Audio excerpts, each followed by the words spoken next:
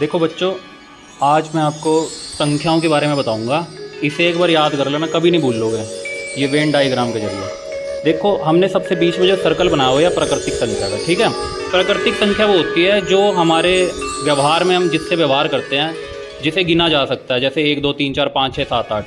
प्राकृतिक संख्या में जीरो और माइनस की संख्या नहीं होती। जैसे कभी आपने कभी सुना है कि मेरे को आज क्लास में 0 बच्चे आए, या मेरे को 0 खेलने दे दो, माइनस के 2 टॉफियाँ दे दो, नहीं होता ना नेचुरल में, प्रकृति में। तो इसीलिए प्राकृतिक संख्या में वो संख्या को रखा जाता है जिसका हम हिसाब व्यवहार में करते हैं, जैसे 1 2 3 4।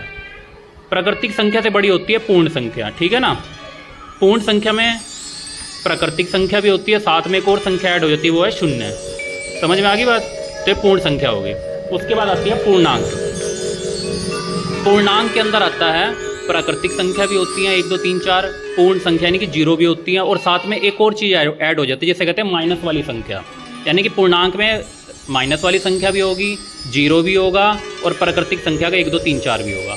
उसके बाद इससे बड़ी संख्या होती है वास्तविक संख्या। वास्तविक संख्या में पूर्णांक भी होगा, यानी कि माइनस वाली संख्या भी होगी, 0 शून्य वाली संख्या भी होगी, 1 2 3 4 भी होंगे।